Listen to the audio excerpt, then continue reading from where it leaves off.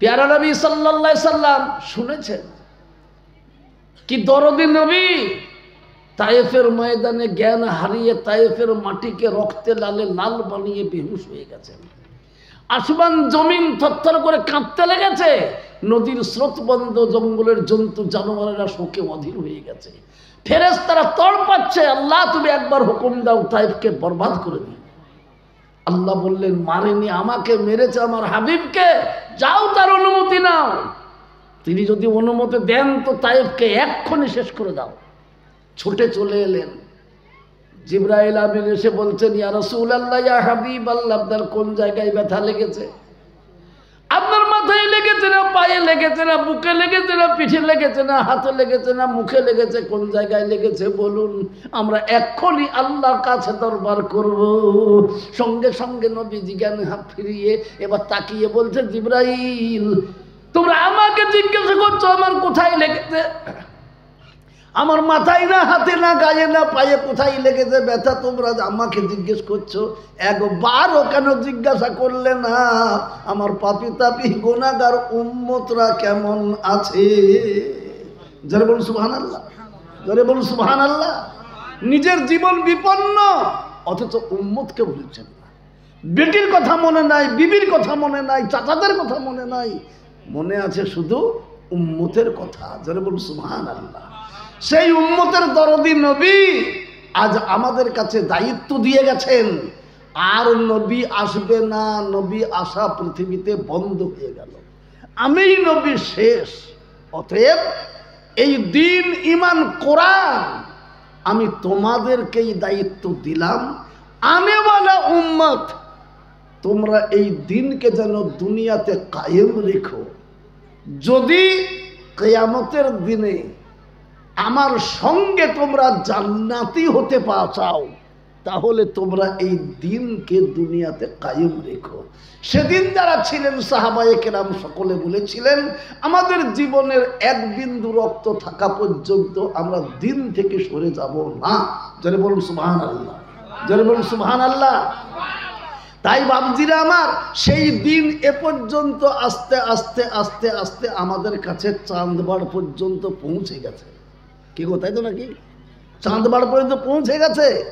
এখন এই দিনকে বাঁচানো আমাদের একান্ত কর্তব্য। পিছনে দুশ্মন লেগে আছে বাবা, একবারে পিঁপড়ির শাড়ির মতো এরকম করে দুশ্মন পিছনে লেগে আছে, কিন্তু উপায় নাই। আল্লাহ বলেছেন কোনো চিন্তা করো না, একটু পিছিয়ে বসো। ওই হুজুর দেখে দেখতে পাচ্ছেন, আমি ওই হুজুর দেখে সুবহানাল্লাহ। ভাইরা আমার, আল্লাহ রাসূল সাল্লাল্লাহু আলাইহি ওয়াসাল্লাম বলছেন কোনো চিন্তা নাই, দ্বীনের সঙ্গে যার সম্পর্ক তৈরি হবে আল্লাহ বলছেন তার সঙ্গে আমার সম্পর্ক তৈরি হয়ে গেল। জোরে বলুন সুবহানাল্লাহ। কি গো জোরে সুবহানাল্লাহ বলা যাবে না? জোরে বলি সুবহানাল্লাহ। আরে বাবাজি শোনেন, দুটো জগৎ, দুটো জগৎ। কোনটা? একটা ইহ জগৎ আর একটা পরজগৎ। ইহ জগতে বাহাদুর ওই যার টাকা আছে, পয়সা আছে, ধন আছে, দৌলত আছে, ডিগ্রি আছে, চাকরি আছে, ব্যবসা আছে, বাহাদুরি তার চলছে। কিন্তু পরজগতে বাহাদুরি কার চলবে? টাকাওয়ালার, পয়সাওয়ালার, জমিওয়ালার, জায়গাওয়ালার, চাকরিওয়ালার, ব্যবসাওয়ালার না। সেখানে বাহাদুরি চলবে যার যত নেকি সওয়াব তার। সুবহানাল্লাহ। একজন ব্যক্তিকে আল্লাহ বলবেন তোর কিছু আছে? বলে আল্লাহ দুনিয়াতে খুব চিটারিগিরি মিথ্যাবাদী খুব হয়েছিলাম, তো তোমার কাছে যখন হাজির হয়েছে খোদা, তো আমি আজকাল মিথ্যা কথা বলবো না, আমার জীবনে কোনো ভালো কাজ বলে একটাও নাই। নাই না, তো তাহলে তুই কি করে যাবি? আল্লাহ সেটা তোমার দয়া, আমার দয়া হবে তোর কোনো ভালো কাজ থাকবে তবে তো। আচ্ছা বল, তোকে একটা কথা জিজ্ঞেস করি, কোন মৌলবী সাহেবদের সঙ্গে তোর বন্ধুত্ব ছিল? বলে আল্লাহ আমি বলেছি মিথ্যা বলবো না, মৌলবী আমার জানের দুশমন ছিল, তাদেরকে দেখলেই আমি রাগে জ্বলতাম। তাই নাকি? তাইলে আর কি করে হবে? তো আচ্ছা, তোদের গ্রামে কোনো মৌলবি ছিল? ছিল না। তাও তো হলো না, তাহলে আর কি করে হবে? আচ্ছা, এমন কোন মানুষ কি তোর বন্ধু ছিল যে মৌলবি সাহেবদেরকে বন্ধুত্ব করত? কিছুক্ষণ পরে বলবে, হ্যাঁ আল্লাহ, ওটা একটা ছিল, আমার এক বন্ধু ছিল, সে মৌলবীদের পিছু ছাড়তো না, যেখানে যেত মৌলবী সাহেবদের কাছে, যেখানে আমি এত টাকা মানা করতাম, আরে মৌলবীদের কি দেখেছিস তুই সেখানে যাচ্ছিস বারবারে, তবুও সে শুনতো না। সেই লোকটা আমার বন্ধু ছিল, তাই নাকি? তো বলে হ্যাঁ। আল্লাহ বলবেন, যা, আমার বন্ধুর বন্ধু যে, তার বন্ধু যখন তুই, তো তুইও জান্নাতে যা। জোরে বলুন আলহামদুলিল্লাহ, জোরে বলুন আলহামদুলিল্লাহ। তাহলে আমি কি বললাম বুঝে এসেছো তো? এটা কিসের ফ্যাক্টরি বাপ? এটা কিসের ফ্যাক্টরি বলতেছেন? সবের ফ্যাক্টরি আছে বাপ। হ্যাঁ, এটা কোরআন তৈরির ফ্যাক্টরি, হাফেজ আলেম কারি তৈরির ফ্যাক্টরি। কি কথা আছে নাকি? এখান থেকে যে পাশ করে বেরিয়ে যাবে তাকে বলা হবে হাফেজ সাহেব, তাকে বলা হবে কারি সাহেব, তাকে বলা হবে মৌলানা সাহেব।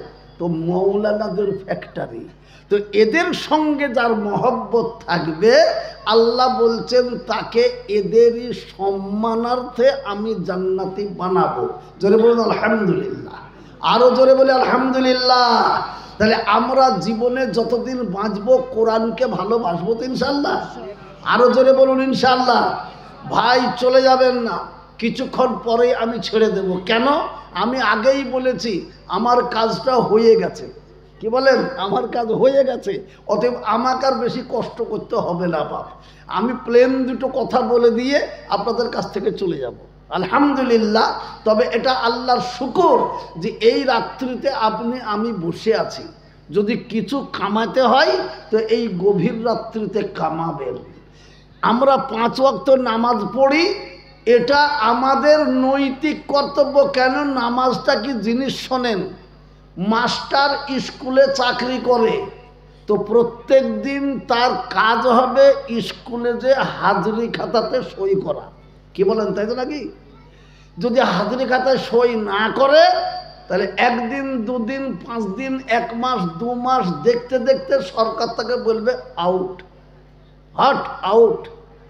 কিন্তু যদি হাজরি দেন খাতাতে, পড়ান আর না পড়ান, হাজরিটা দেখতে পেলেই বলবেন না এ আসতো, এ ডেলি হাজরি দিত, নাকি বলেন? তো 5 ওয়াক্ত নামাজটা মানে আমাদের হাজরি দেওয়া, হাজরি খাতায় নাম সই করা। কিন্তু যদি কিছু পেতে চাই তো ওভার টাইম করতে হবে বাপ। আপনারা জানেন না ওভার টাইম? ওভার টাইম কাকে বলে? ওভার টাইমে তো মাল আছে। আমি ভালো করে আপনাদেরকে বলি, সুন্দর করে, যারা চলাফেরা করছেন দয়া করে এসে বসবেন। যেভাবে হাঁটছেন আপনারা পিছন থেকে সবাই এসে বসে যান আলহামদুলিল্লাহ। একবার জোরে সোরে সবাই নারা লাগাই তো বাপ। এই রাত্রিতে আল্লাহর রহমত নাযিল হয় কি দেখি, মজলিসটাতে আসে কি না। ওই ফাঁকা জায়গাগুলো ঢুকে বসে যান। এই লোকগুলো যারা বাগানে বসে দাঁড়িয়ে আছে, আমি তাদেরকে বলছি বাপ একটু বসছেন না কেন? আপনার বসাতে যদি মজলিসটার উপকার হয় একটু, এতটুকু করবো না? সুবহানাল্লাহ। জোরে সোরে একবার মহব্বতে নারা লাগায়। যার গলায় যত জোর আছে তিনি তত জোরে আল্লাহু আকবার বলবেন।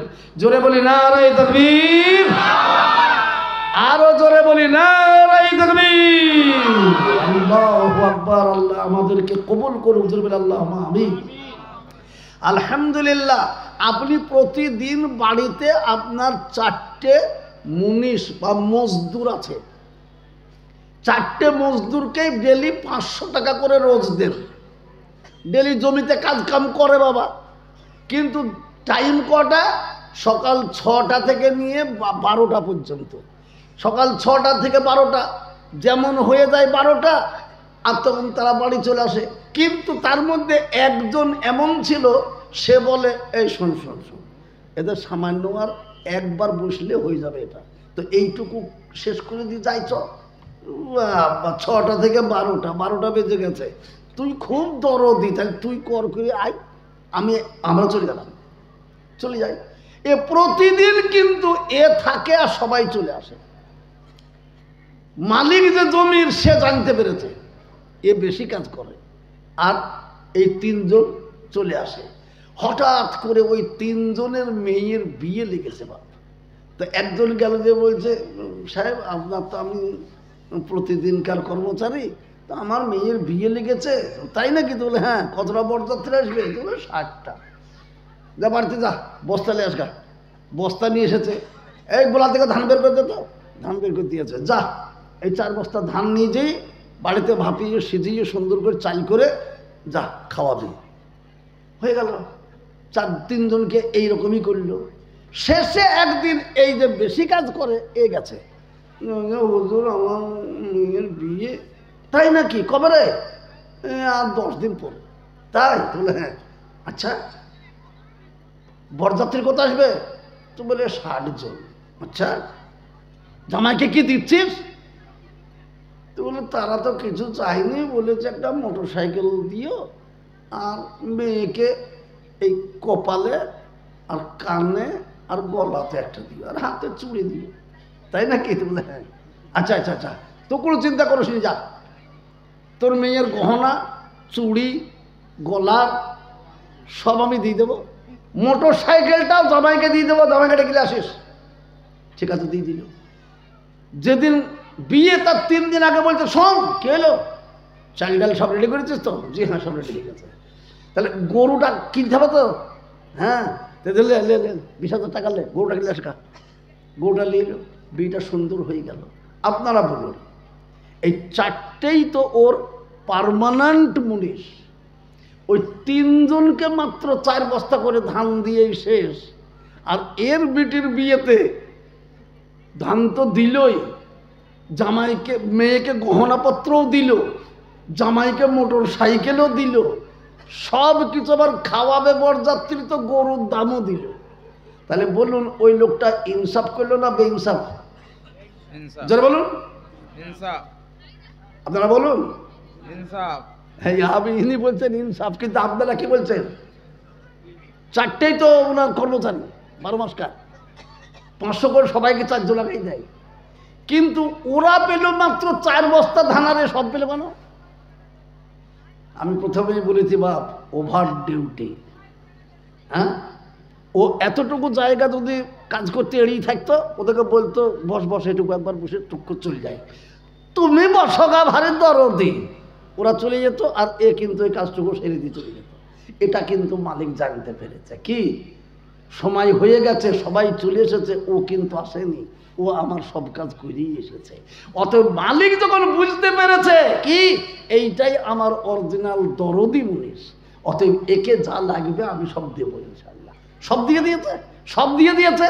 তো আল্লাহ পাক বলতে 5 ওয়াক্ত নামাজ পড়া, মুমিন আছো কিনা তার হাজরি খাতাতে সই করা।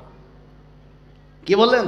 এবার যদি এক্সট্রা নিতে হয়, আমি এক্ষুনি বললাম না, পিয়ারা নবী সাল্লাল্লাহু আলাইহি ওয়াসাল্লাম বলছেন, আল্লাহ পাক তাবারক ওয়া তাআলা যখন গভীর রাত্রি হয়ে যায়, আরশ কুরসিকে ছেড়ে দুনিয়াবি আসমানে এসে যায়, প্রতিটি বান্দা বান্দিকে ডাক দিয়ে দিয়ে বলে, ওরে আমার বান্দা বান্দিরা, এখন আমি তোদের নিকটবর্তী হয়ে গেছি, তোদের একেবারে নিকটে এসে গেছি, তোরা কে কি চাইবি চেয়ে নে, আমি দিবার জন্য এসেছি, কে কি করবি কর, আমি কবুল করতে এসেছি। ধরে বলুন সুবহানাল্লাহ। আমার জ্বলন্ত প্রমাণ বাবা, আমাদের দেশে মকরমপুর বলে একটা গ্রাম আছে, আমার বন্ধু কারি নৌসাদ সাহেবের বাড়ি ছিল সেখানে, তিনি চলে গেছেন দুনিয়া ছেড়ে। কারি সাহেব আল্লাহ তাকে জান্নাত নসিব করুক। তো ওনার বাড়ি আমি খুব যেতাম। একটা হাজী সাহেব ছিলেন, হাজীর নাম লস্কর হাজী সাহেব রহমতুল্লাহ আলাই, তিনিও চলে গেছেন। তো তিনি আমাকে একদিন দেখে খুব কাঁদতে লেগেছেন। কি হলো? আমি এই পেটকে 4 বার অপারেশন করেছি, তবুও কিন্তু পেটে জ্বলন থামলো না। তাহলে আমি বলছি, আপনি তো বাড়ি ঘর বাদ দিয়ে মসজিদেই থাকেন গো? বলে হ্যাঁ। তাহাজ্জুদ পড়েন? কখনো পড়ি, কখনো পড়িনি। বলে না, আজকে থেকে নিয়ত করে নেন আমি তাহাজ্জুদ পড়ব। এই তাহাজ্জুদের নিয়ত করে তাহাজ্জুদ পড়ুন, আর আল্লাহর কাছে দোয়া করুন, আল্লাহ সব পারে ইনশাল্লাহ আপনার পেট ভালো করে দেবে। ডাক্তাররা কি পারে? ডাক্তাররা কাটাকুটি করতেই পারে, ওরা কাউকে ভালো করে, কাউকে আবার কাটতে দিয়ে মেরেও ফেলে দেয়। কি বলেন? কিন্তু আল্লাহ পাক ইচ্ছা করলে সব করতে পারে। কি পারে? কি পারে না? আল্লাহ পাক সব পারে। ও বেচারা কিন্তু ইনশাআল্লাহ এই বলে শুরু করেছে। এই 20-25 দিন পরে বাবা আবার সে গ্রামে গেছি। আমি জোহরের নামাজের সময় বসতে ঢুকেছি, এমন জড়িয়ে ধরেছে। আল্লাহ আপনাকে বাঁচিয়ে থাকুক, আল্লাহ আপনাকে বাঁচিয়ে রাখুক, আল্লাহ আপনার হায়াত দারাজ করুক। কি ব্যাপারটাকে বলবেন তা সাহেব? ব্যাপার ওইটা আপনি বলে গেলেন তাহাজ্জুদ পড়েন। আমি তাহাজ্জুদ পড়তে শুরু করলাম, প্রতিদিন যন্ত্রণা কমে না কমে না, 10 দিন পর্যন্ত কমছেই না, বাড়ছে। কি করব? কিন্তু নিয়ত করেছি, হাজী সাহেবকে কথা দিয়েছি আমি তাহাজ্জুদ ছাড়ব না। যেমন 15 দিন হয়েছে আর হুজুর আমার বেদনা যন্ত্রণা কমতে লেগেছে। এদিকে আজ 20 দিন হয়ে গেল, আমি মনে মনে করছি আমার আর কোনো অসুখই নাই। জোরে বলুন সুবহানাল্লাহ। আমি বলছি তাহলে তাহাজ্জুদ পেয়েছেন তো কিছু? হুজুর আমি বলছি না, মসজিদে বসে বলছি আমি জীবনে যতদিন বাঁচবো আর আমি জীবনে তাহাজ্জুদ কাজা করব না। জোরে বলুন সুবহানাল্লাহ, জোরে বলুন সুবহানাল্লাহ। তো কি পাওয়া যায় না বাবজি আল্লাহতে? আপনারা শুনেছেন ইমামে বুখারী রাহমাতুল্লাহ আলাইহি হেফজ করার পরে অন্ধ হয়ে গিয়েছিলেন, অন্ধ। কিন্তু পিতা ছিল না, পিতা ওসিয়ত করে গিয়েছিলেন মাতাকে, আমার ছেলেকে তুমি হাফেজ রব্বানি বানায়ো, আলেমে হাক্কানি বানায়ো। কিন্তু মা এবার চিন্তায় পড়ে গেলেন, আল্লাহ হাফেজ তো হইল, কিন্তু আলেম হতে গেলে তো বহুত কিতাব পড়তে হবে, তো চোখ নাই, তাই পড়বে কি করে, জানবে কি করে? ই আল্লাহ, তাই পাড়ার ছেলেদের সঙ্গে ডেলি মাদ্রাসাতে পাঠাই আর আসে, যায় আর আসে। মা কিন্তু প্রতিদিন ওই গভীর রাত্রিতে তাহাজ্জুদে উঠে কাঁদতে কাঁদতে ফজর পর্যন্ত পৌঁছায়। সুবহানাল্লাহ। হঠাৎ করে 1 দিন 2 দিন 3 দিন করতে করতে করতে করতে 40 দিন পার হয়ে গেছে বাপ। রাস্তা দিয়ে একদিন আসছে আর কালবৈশাখী ঝড়, সেই ঝড়ে কে কোন দিকে ছেলেরা পালিয়ে এসেছে, বেচারা অন্ধ গর্তের ভেতরে, কাটা খুঁচের ভেতরে জঙ্গলে পড়ে গেছে। এরা মা খুঁজছে, আমার সেই ইমাম বুখারী কোথায় বাপ, আমার মোহাম্মদ ইবনে ইসমাইল কোথায় রে বাবা? এই যেমন বলতে বলছি রাস্তাতে কালবৈশাখী ঝড়ে এসেছিল চাচি, আমরা বলতে পারবো না, আমরা পালিয়ে এসেছি, তাকে তো খোঁজ পারবো না, তাই না? কি তো বলে হ্যাঁ, জোরে বলুন। মায়ের কাছে কানা খোঁড়া বলে কোনো ব্যাপার আছে? হ্যাঁ, যে আবার কানা খোঁড়া হয় তার উপরে মায়ের দরদ বেশি হয়। সুবহানাল্লাহ। এইবার মা আস্তে আস্তে যে রাস্তা দিয়ে যায়, মগরিবের পরে সেই রাস্তা দিয়ে মা হাঁটতে লেগেছে, খুঁজতে লেগেছে। যেতে যেতে দেখছে একটা গর্ত আছে, গর্তের উপরে ঝোড় জঙ্গল আছে, সেইখান থেকে যেন কান্নার আওয়াজ ভেসে আসছে। মা স্থির হয়ে দাঁড়িয়ে গেলেন, ব্যাপারটা কি দেখি, কার কান্না? এবার কান্নার আওয়াজ শুনে মা বুঝতে পেরেছে এই হচ্ছে আমার কলিজার টুকরা লাগতেছে কার মোহাম্মদ ইবনে ইসমাইল। যার বলুন সুবহানাল্লাহ, যার বলুন সুবহানাল্লাহ। মা এবার কাটা খোঁচাকে কিছু মনে না করে ঝোড় জঙ্গলে নেমে পড়েছেন। পড়েই দেখছে হ্যাঁ তারই কলিজার টুকরা। ইমাম বুখারী কাঁদছে বাবা, কোলে করে তুলে নিয়ে চলে এলেন, এসে গরম পানি করে হাত মুখকে মুছিয়ে দিয়ে ধুইয়ে দিয়ে পরিষ্কার করে দিয়ে খাওয়িয়ে দাওয়িয়ে শুয়ে দিয়েছে। এদিকে মা তাহাজ্জুদে কাঁদছে, পরওয়ারদিগার আলম তোমার হাবিব তো বলেছে কোন মা যদি কোনো সন্তানের কল্যাণের জন্য কান্নাকাটি করে, মায়ের কান্নাকে আল্লাহ বেকার করে দেন না, মায়ের চোখের পানি কোনোদিন বেকার হয় না। তাই আমি তার পিতার ওসিয়তকে পালন করার জন্য, আমার হাফেজ ছেলে অন্ধ হয়ে গেছে, একে আমি আলেম করার জন্য মাদ্রাসায় পাঠাচ্ছি। পরওয়ারদিগার আলম তুমি তো জানো, তুমি ইন্নাল্লাহ আলা কুল্লি শাইইন কাদির। অন্ধ ব্যক্তিকে চোখ যদি কেউ দিতে পারে তো তুমি পারো, তাছাড়া কেউ পারে না মাওলা। তাই তোমার দরবারে মা আমি হাত তুলে কান্না করছি। এই বলে দোয়া করতে লেগেছে। দোয়া করতে করতে করতে করতে করতে ফজরের আজান দিয়ে ফেলেছে বাবা। ফজরের আজান যখন মসজিদে হচ্ছে, আসসালাতু খায়রুম মিনান নাওম, ওই বাচ্চার কানে আজানের আওয়াজ গেল। বাচ্চা আলহামদুলিল্লাহ বলে উঠে পড়েছে, ছুটে বাইরে গিয়ে ওযু মজু করে এসে দেখছে মা যায় নামাজে হাত তুলে কাঁদছে। মাকে বলছে জননী আপনি কান্না থামান, ফজরের আজানকে শুনতে পাননি, ফজরের নামাজ কি পড়বেন না? মা একবার আলহামদুলিল্লাহ বলে বুকে জড়িয়ে ধরে বলছে বেটা আমি প্রতিদিন ফজরের পরে তোকে আমি ঘুম থেকে উঠাই, আমি সাথে করে নিয়ে যে ওযু করিয়ে নিয়ে আসি বেটা। আজ একা একা কেমন করে ওযু করে আমার কাছে তুই চলে এসেছিস বেটা বল? বলছে বাগো আমি ঘুমিয়েছিলাম, যখন আমার কানে আওয়াজ গেল আসসালাতু খায়রুম মিনান নাওম, ঘুমের থেকে নামাজ প্রিয়, আল্লাহর বান্দা ঘুমিয়ে থেকো না, নামাজের জন্য জেগে যাও। আর অমনি আমি আলহামদুলিল্লাহ বলে জেগে গেলাম। মা গো আমি জেগে যাওয়ার পরে দেখছি মা দুনিয়া আমার কাছে অন্ধকার নয়, দুনিয়া আমার কাছে যেন আলোকিত হয়ে গেছে। আল্লাহ আমার চক্ষু দান করেছেন। যারা বলুন সুবহানাল্লাহ, যারা বলুন সুবহানাল্লাহ। মায়ের দোয়া কাকে বলে বাপ? হ্যাঁ, তাহাজ্জুদের নামাজ আবার মায়ের দোয়া, কি যেমন তেমন কথা? সুবহানাল্লাহ। এই জন্যই তো কবি বলছেন, যে ওয়াক্তে ডাকে মওলা ইবাদি বলিয়া, যে ওয়াক্তে ডাকে মওলা ইবাদি বলিয়া, মাবুদ বলিয়া তুমি উঠো না জাগিয়া।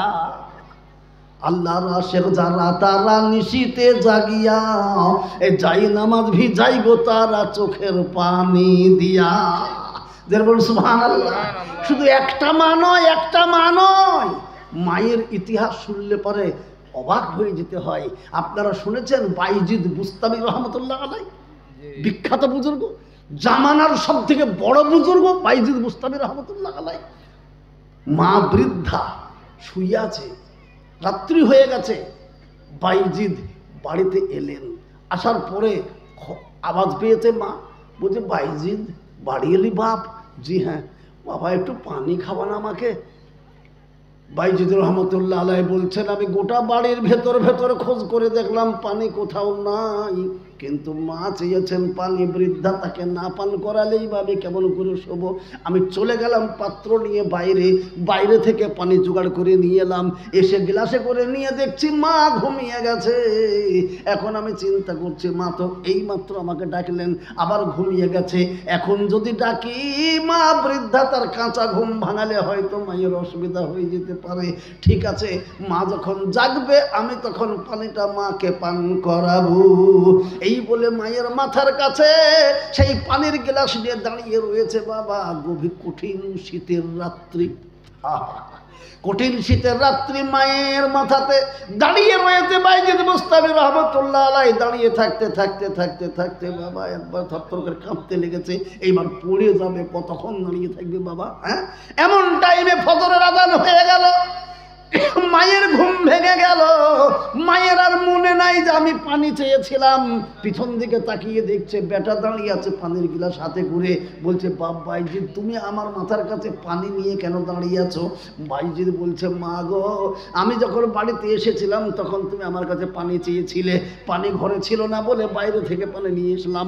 বাড়িতে পানি নিয়ে এসে দেখছি জননী আপনি ঘুমিয়ে গেছেন। আমি ভাবলাম কাঁচা ঘুম ভাঙালে মায়ের ক্ষতি হতে পারে, এই জন্য মা গো আমি নিয়ত করেছিলাম মা যখন জাগবে তখনই পানি দেব, যেন মা পানি চেয়ে আর কষ্ট না পাই। তাই মাথার গোড়াতে পানি নিয়ে দাঁড়িয়ে আছে মা।